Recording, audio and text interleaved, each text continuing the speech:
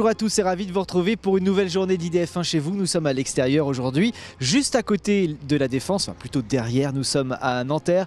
Et j'ai le plaisir de vous présenter Sandrine Moreau. Bonjour. Bonjour. Vous êtes la directrice de la terrasse, l'espace d'art de la ville de Nanterre, qui est juste derrière nous. Dessous même. Dessous, exactement, avec un emplacement idéal puisque l'arche de la Défense.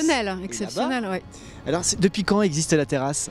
Ça a été ouvert le 28 juin 2014, donc depuis 2 ans et demi. Et c'est assez formidable qu'un lieu d'art a pu s'installer comme ça dans un nouveau quartier, parce que c'est un quartier tout neuf. Il avait 5 ans quand on s'est installé là. Et c'est un quartier qui mélange des habitations, des commerces, des services, puis aussi beaucoup de sièges sociaux d'entreprise. Donc il y a énormément de salariés qu'on essaye aussi de faire venir à l'espace d'art sur le temps de midi.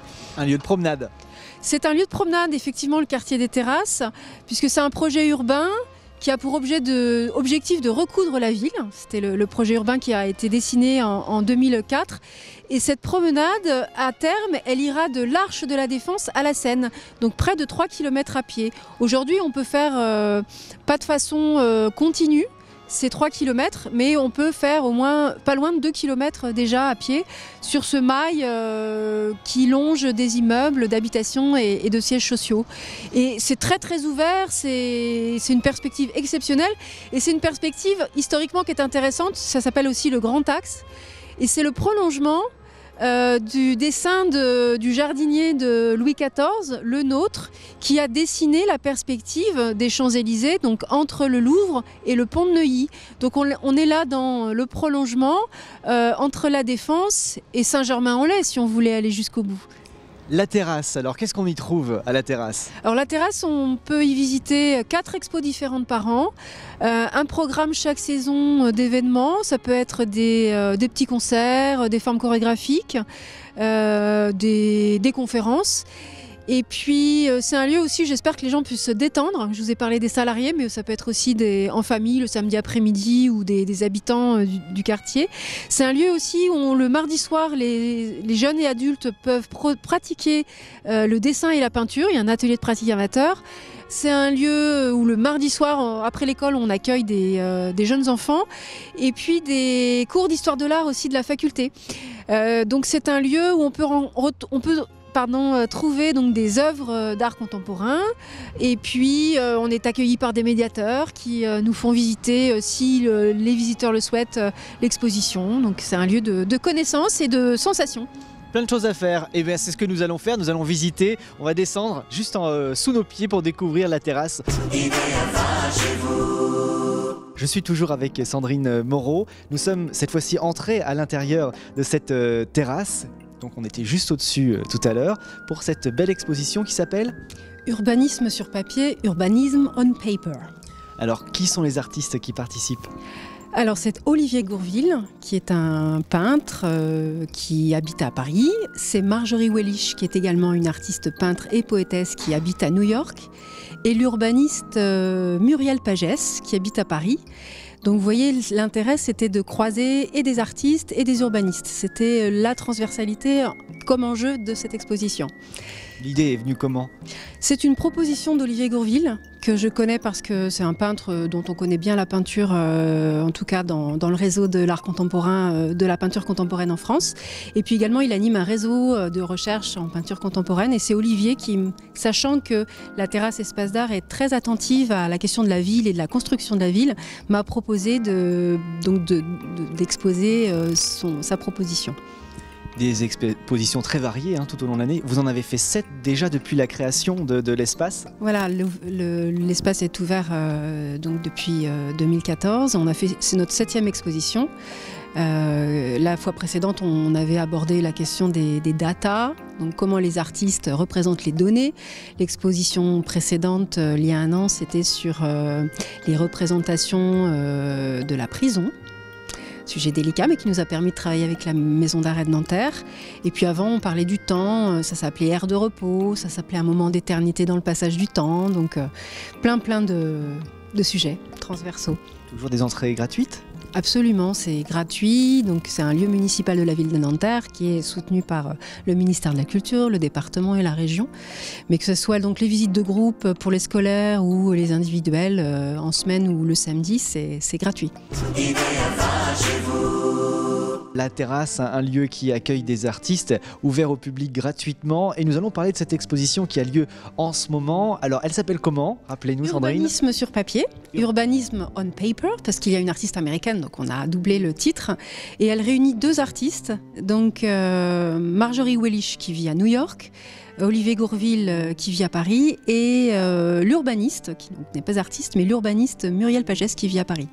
Nous sommes donc à New York derrière nous, hein. Je ne me trompe pas?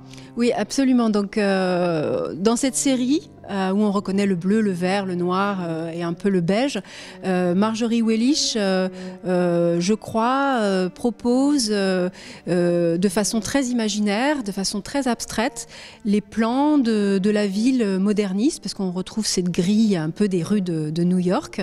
Et c'est comme une archéologie vue du dessus de la ville moderniste et à travers l'imagination de l'artiste. C'est pas Nanterre?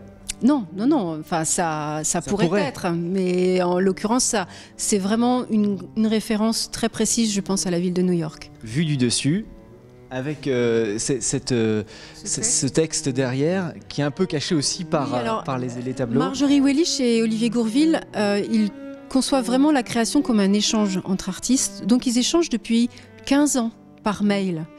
Et ils ont fait une première exposition en 2005 ensemble aux États-Unis, plutôt sur l'architecture. Et en 2013, ils ont voulu compléter leurs échanges par un texte de l'urbaniste Muriel Pagès, qui a donc écrit ce texte qu'on a retranscrit ici, qui s'appelle « Fabriquer la ville avec la ville ». Et donc on donne à l'urbaniste le même statut que les œuvres d'art. Et puis le texte, il est là caché par certaines œuvres. J'interprète cela comme le fait qu'on ne puisse pas non plus embrasser complètement une ville. On est toujours brouillé dans notre vision parce que la ville, c'est le flux, c'est le mouvement permanent, c'est le bruit qui couvre une parole. Et c'est comme ça que j'interprète la scénographie qu'a souhaité Olivier Gourville dans cette installation avec Marjorie Wellish. C'est un ensemble d'œuvres qui a été conçu pour cette exposition ou qui voyage? C'est un ensemble d'œuvres qui voyage. Qui peut voyager à partir de cette exposition. Mais en tout cas, ça n'a pas été fait spécifiquement pour l'exposition. Ce sont des œuvres qui avaient été réalisées avant et que j'ai accepté de montrer ici. Nous avons découvert un des 2 artistes qui exposent en ce moment. Voici le deuxième derrière nous, en tout cas ses œuvres. Un univers totalement différent. Oui, peut-être ça ressemble plus à des paysages urbains, donc du dessin de paysages. Dans ces peintures, Olivier Gourville cherche également des formes. On a une peinture ici en rouge et jaune. Vous voyez la recherche de formes comme ça abstraites qu'il procède aussi dans sa peinture. Et là, les dessins paysagers représentent la ville de Paris, mais également la ville de Séoul où il a séjourné en 2013. Donc on a une restitution qui est plus de l'ordre de l'impression ou de ce qu'il appelle lui l'événement. C'est des moments où, lorsqu'on traverse la ville ou lorsqu'on la regarde, il y a des signes comme ça qui retiennent notre attention et c'est cela qu'il essaie de restituer. Donc si l'on regardait ensemble en détail ces œuvres, on pourrait reconnaître des signes urbains que l'on retrouve tous dans la ville moderne. Et parfois même les œuvres s'échappent des tableaux comme ici sur le sol. Ouais. Oui, c'est vraiment. Je pense qu'on est vraiment dans un travail de l'abstraction. C'est l'artiste regarde la ville et en abstrait le dessin, la forme, les contours, et de la même façon, il poursuit son abstraction effectivement au sol là avec le contour de la presqu'île de Séoul où il a résidé en 2013. Il utilise du crayon, c'est du fusain. C'est du graphite. Donc c'est une espèce de carbone, voilà. Ce sont des graphites, effectivement, là, dans cette série. En tout cas, elles se répondent bien, toutes les deux. Avec Marjorie Wellish ? Oui, parce qu'en tout cas, ça se complète, parce qu'il y a un point de vue qui est plutôt le le paysage, le flux, et puis l'autre qui est plutôt, comme je vous l'ai expliqué dans une précédente séquence, on est en vue du dessus ou en archéologie, donc on est plutôt dans l'accumulation des couches qui font la ville. Alors il y a beaucoup d'œuvres d'art, beaucoup de choses à découvrir quand on vient à Nanterre. C'est ce qu'on va faire, on va sortir un petit peu et on va aller à la découverte de la ville de Nanterre. Oui, absolument, l'art est à chaque coin de la rue, là où on veut le trouver, et en l'occurrence dans l'architecture ou dans les œuvres dans l'espace public. Nous sommes sortis pour continuer notre découverte de la ville, une ville toute neuve pratiquement, en tout cas cette allée qui est derrière nous, on reconnaît la Défense et puis l'allée qui s'appelle comment déjà ? Alors c'est le mail des terrasses de l'Arche, effectivement c'est un quartier qui est sorti de terre le tout début en 2004.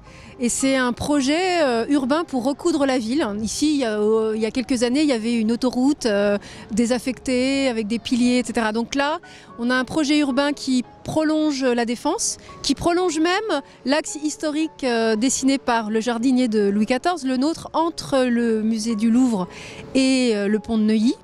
Donc on a ce prolongement de l'Arche à la Seine, 3 km de projet urbain à Nanterre. Dans lequel se succèdent des sièges sociaux d'entreprises, des commerces et de l'habitation évidemment. Et cet axe urbain, il a la particularité d'être scandé de terrasses, de pelouses. Donc c'est, je pense, une invitation à la promenade. Et aujourd'hui, un visiteur qui descend de la Défense peut marcher pendant 3 km jusqu'à la Seine à Nanterre. Et vous avez aménagé cet espace notamment avec les œuvres d'art aussi que vous avez fait remonter de la terrasse qui est en dessous. Oui, à l'inauguration, on avait fait créer une œuvre qui s'appelait Arche de Crane de Koning. Et l'idée, ça a été de construire du mobilier urbain pour les salariés, pour les habitants du quartier, pour qu'ils puissent déjeuner ou s'asseoir ou manger sur les pelouses. Et donc, on a invité l'association d'architectes Bellastock, qui sont des architectes formidables en fait, qui recyclent les matériaux. Donc on a dit tiens, une œuvre éphémère qu'on avait construite, autant qu'elle reserve. Donc ils ont construit des tables et des bancs avec les matériaux de l'œuvre de Crane de Koning. Donc les Bellastock, des artistes qui travaillent à l'économie circulaire, donc les matériaux recyclés qu'on peut apercevoir derrière nous. Avec d'autres idées qui vont venir pour la suite. Absolument. La terrasse, l'espace d'art de Nanterre, nous sommes dans la vitrine de l'espace. Oui, c'est une petite annexe en fait de l'espace d'exposition. On a ces 40 mètres carrés qui sont place Nelson Mandela. Donc il y a des milliers de voitures chaque jour qui peuvent apercevoir l'œuvre que l'on installe chaque saison, donc 4 œuvres par an, dans cette vitrine. Alors cette vitrine, elle fait 40 mètres carrés au sol, c'est ce mur de 20 mètres de long, 4 mètres de haut. Et c'est l'artiste d'origine colombienne Alexandra Arango, qui habite à Paris depuis quelques années, qui est en résidence d'artiste à Nanterre. Elle va rencontrer des centaines d'enfants pour faire des carnets de ville, donc des carnets de dessin dans les écoles. Elle va rencontrer aussi des groupes d'associations, etc. Elle a réalisé cette œuvre-là seule, que l'on va inaugurer ce soir. Ça s'appelle Les Déracinés. Je crois un écho sans doute aux conquistadors espagnols qui ont envahi l'Amérique, mais je pense que c'est aussi un écho aux réfugiés aujourd'hui. Et au mois de juin, Alexandra Arango, elle envisage de faire une œuvre collective, monumentale, sur cette grande place Nelson Mandela, sur laquelle se trouve la vitrine. Donc on va investir là, avec des centaines de personnes, la place Nelson Mandela au mois de juin. Une ville qui bouge alors ? Évidemment, l'offre culturelle à Nanterre est vraiment conséquente. Alors ça y est, nous sommes sortis un tout petit peu, nous avons quitté la terrasse et là nous sommes dans le centre-ville de Nanterre. Oui, absolument, au RER Nanterre-Ville, donc un centre ancien, et on est dans le parc des anciennes mairies qui est à proximité de la cathédrale de Nanterre où il y a des peintures murales des années 30 qui sont remarquables, qui sont classées d'ailleurs. Dans ce parc, il y a aussi l'ancienne mairie de Nanterre qui a abrité une galerie d'art contemporain pendant très longtemps. Il y a la Maison de la musique de Nanterre qui a une programmation aussi assez belle toute l'année. Et puis il y a donc ce théâtre en plein air, qui est qu'on appelle aussi la conque. La conque, c'est un coquillage comme ça, concave. Et ce théâtre en plein air, il a été construit par Georges Gauthier en 1937. Il y a eu plusieurs architectures de ce type en France. Et ça servait, je pense que c'est concomitant au Front populaire. Donc ce sont des scènes qui servent, je pense, pour les réunions publiques, pour les discours et également pour les fêtes populaires. À Nanterre, on avait la fête de la Rosière. Donc c'était une espèce de premier auditorium, scène amplifiée dans les années 30 dans la ville. Amplifiée naturellement, finalement sans aucun matériel électronique. C'est vraiment la forme de la conque qui fait que le son va loin. Oui, et ça fonctionne assez bien parce qu'on a fait quelques concerts et effectivement le son est bien amplifié. Donc vous l'avez conservé, on va parler des artistes qui y œuvrent aussi maintenant avec ces couleurs, on en reparle dans quelques instants, mais sinon le lieu, il y a un petit peu d'eau, c'est un espace de vie en fait. Oui, c'est un lieu où les parents viennent volontiers avec leurs enfants parce qu'il y a un espace de jeu pour les enfants, donc c'est un parc qui est très fréquenté. Nous sommes toujours dans le parc de l'ancienne mairie de Nanterre pour découvrir l'œuvre d'art qui est derrière nous, puisque c'est devenu une œuvre d'art finalement cette scène. Oui, c'est notre musée de la peinture contemporaine à ciel ouvert à Nanterre, parce qu'il y a 150 à 200 mètres carrés là, de murs peints. Et depuis 2010, chaque année, un artiste fait une proposition. Et ça, c'est l'idée d'un artiste qui s'appelle Christophe Cusin, qui a une œuvre formidable, qui est un artiste qui est vivant. Et il a donc investi en 2010 la conque, ce coquillage géant, et il a eu surtout l'idée, qui est assez généreuse, de dire chaque année je souhaiterais qu'un artiste différent puisse l'investir. Et je crois que c'est devenu pour les Nantériens un rendez-vous annuel, le renouvellement de cette peinture chaque mois de juillet. Alors on va parler des couleurs actuelles de l'artiste, le dernier en date. Claude Ruteau. Alors Claude Ruteau, c'est un artiste qui vit à Vaucresson. C'est un artiste qui fait partie de la collection du Musée national d'art moderne au Centre Pompidou, qui fait partie de nombreuses collections publiques et privées. Donc une œuvre remarquable depuis les années 70. Et alors là, son œuvre, elle s'appelle Nouvelle Adresse. Pourquoi Nouvelle Adresse? Parce que les 7 petites toiles qui sont sur les peintures sont normalement à demeure dans un musée à Dijon qui s'appelle le Consortium. Ces 7 petites toiles sont à Dijon, l'œuvre s'appelle À l'adresse. Elles sont destinées à déménager ces œuvres et donc on les a accueillies à Nanterre, donc l'œuvre s'appelle Nouvelle Adresse, et puis quand l'œuvre sera recouverte et les œuvres démontées, on appellera partie sans laisser d'adresse. Et puis l'autre écho, c'est que c'est une œuvre évolutive, donc c'est un écho au temps qui passe, donc 4 bandes de couleurs pour représenter les 4 saisons. Le bleu pour l'été, le jaune pour l'automne, le orange pour l'hiver et le vert amande pour le printemps. Chaque début de saison, nous retournons les toiles des saisons qui sont passées et nous retournons la toile de la saison qui arrive en interprétant une saison de Vivaldi. Donc c'est une œuvre évolutive, complexe et qui invite à un rendez-vous tous les 3 mois. On fait un petit peu le tour de la ville, là cette fois-ci nous sommes dans la cathédrale où les artistes ont œuvré également. Oui, j'aime bien faire le lien entre l'art contemporain et puis le patrimoine historique. Donc là on est dans la cathédrale de Nanterre, dont les peintures murales qui datent des années 1930 sont classées monuments historiques. Elles ont fait l'objet d'une restauration il y a 2 ans qui est vraiment remarquable. Donc ces peintures murales représentent la vie de Sainte Geneviève, qui est la patronne de Paris, mais qui est née à Nanterre. Donc c'est pour cela qu'elle est représentée ici. C'est le travail de l'atelier Baudouin-Lebon à l'école des Beaux-Arts de Paris dans les années 30. Cette restauration a été l'occasion également de renouveler tout le mobilier. Donc il y a un très beau design, très, très sobre pour les bancs. Et également la restauration de l'orgue. Donc il y a des concerts d'orgue très régulièrement dans la cathédrale de Nanterre. Et c'est une cathédrale dont les fondations sont extrêmement anciennes. Des sarcophages ont été retrouvés lors de fouilles il y a une dizaine d'années autour de la cathédrale. Et la crypte est très ancienne. Voilà, donc étonnamment, on n'imagine pas comme ça qu'il y a ce patrimoine très ancien à Nanterre, mais que ce soit ces peintures des années 30 ou ce portail des années 70 qui a fait l'objet d'une commande publique, il y a tout un ensemble d'œuvres dans la cathédrale de Nanterre. Un endroit à visiter. Absolument. Et nous sommes encore une fois dans la rue, Sandrine, pour découvrir d'autres œuvres d'art comme celle-ci. Une autre pépite. Une autre pépite, exactement. Oui, alors cette œuvre, elle est rue des Vignes à Nanterre, entre la place de la Boule et Rueil-Malmaison, dans un quartier totalement résidentiel. Ici, il y a une résidence pour étudiants, il y a une résidence pour personnes âgées, du logement social, des petites maisons privées.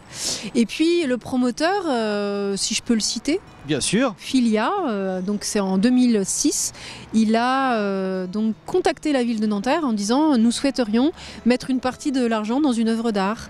Donc ça permet à des artistes de créer, de manger aussi. Et puis ça permet aussi de placer dans l'espace public des éléments qui offrent de l'émotion, mais qui aussi interrogent. Et donc je pense que c'est intéressant qu'il y ait des œuvres dans l'espace public. Donc cette œuvre, elle s'appelle Droogz.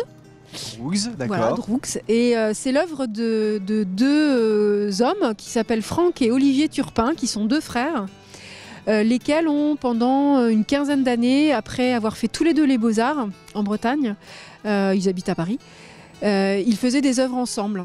Et comme ils étaient frères jumeaux, leurs œuvres, plastiquement, travaillaient la question de la relation, du lien. Donc ils faisaient, par exemple, ils faisaient des marches, mais en ayant les têtes collées comme des siamois. Enfin, c'était assez étonnant. Donc ils faisaient de la performance, de la vidéo, et puis de la sculpture un peu. Et donc cette œuvre, moi, je l'interprète un peu comme un chromosome, mais un chromosome un peu mutant. Et je pense que c'est au cœur de leur travail. Je voulais expliquer la question du lien des jumeaux. C'est quelque chose qui est très complexe, en fait, la question de la gémellité. Puis ce qui est assez étonnant, c'est qu'on est rue des Vignes et on dirait quand même un cep de vigne. Un petit peu aussi, oui, c'est vrai. Et donc cette œuvre, elle est là depuis 2007 grâce à un promoteur privé. Et puis aujourd'hui, ça fait écho à une autre initiative de l'État et d'entreprises privées. Je l'espère, en fait, doit se développer en France le projet d'un immeuble, une œuvre, grâce donc à le concours de promoteurs immobiliers. Donc d'autres œuvres comme ça vont apparaître, on l'espère. J'espère à Nanterre aussi. Alors là, on est dans le quartier du Parc. Ça jouxte la Défense. Voilà, on aperçoit les tours là, des banques derrière. On est dans une cité, la cité des Tours-Nuages, une cité qui a été construite dans les années 70 par l'architecte Émile Aillot, qui a également construit un quartier à Chanteloup-les-Vignes. Et cette cité, malgré tous les commentaires positifs et négatifs qu'il y a sur cette construction, elle est remarquable par le traitement de sa couleur, par le traitement des formes et puis par le traitement du sol. C'est un hommage à Picasso. On appelle ça aussi la cité Picasso. Donc il y a des mosaïques qui ont été réalisées par Fabio Rietti, qui est toujours vivant, qui ont été réalisées sur l'ensemble des tours. Donc ces petites mosaïques de couleurs qui donnent de la singularité à la construction. Et puis il y a ces fenêtres qui sont ou rondes, ou en gouttes d'eau, ou en palettes de peinture d'ailleurs comme on veut, ou carrées avec des angles arrondis. Il y a au sol un traitement très, très spécial. Émile Aillot, l'architecte, avait imaginé qu'il y ait un arbre par appartement, et puis il a imaginé ces petites collines de pavés. Et puis c'est une affaire de famille puisqu'il a travaillé avec Gilles Aillot et puis aussi avec sa belle-fille. Et il y a donc un ensemble de sculptures au pied des tours. Certaines sculptures sont des hommages à Picasso. Donc on a un arlequin, on a une demoiselle d'Avignon, mais on a aussi une poire, et puis un serpent qu'on pourra aller voir. Bon, ce qui est fascinant, c'est donc ce traitement global qu'a fait l'architecte des espaces publics. Et puis, encore une fois, ces tours cylindres ont pour résultante de proposer des appartements qui ont des murs arrondis. À l'intérieur aussi, c'est rond, d'accord. Absolument, c'est arrondi. Donc c'est très singulier et ça fait partie des choses très caractéristiques de Nanterre. Nous sommes de retour, bah oui, après une jolie balade dans Nanterre. Alors, les artistes sont arrivés.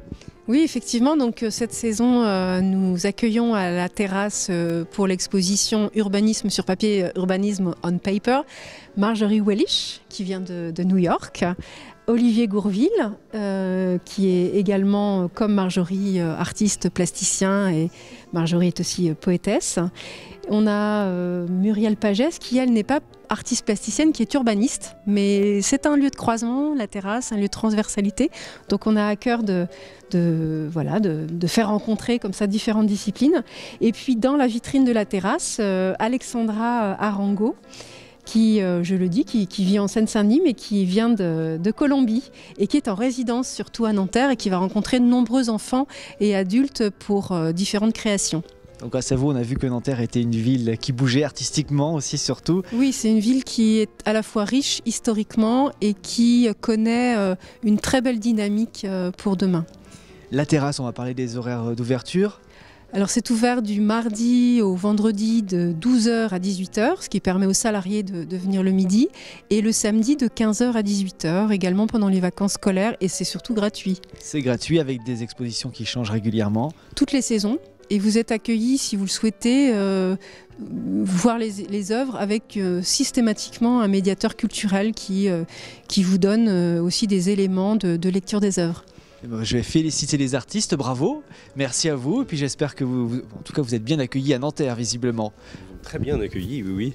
Et oui, vraiment, on ne peut que remercier tout le monde, toute l'équipe, au grand complet de l'accueil qui nous a été réservé. Et ben voilà, merci Sandrine. Merci de nous avoir accueillis, nous aussi. Occasion. Et à très bientôt. Au revoir. Au revoir. On se retrouve très vite sur IDF1 pour découvrir encore plein de choses en Ile-de-France. À bientôt. IDF1 chez vous, IDF1 chez vous, IDF1.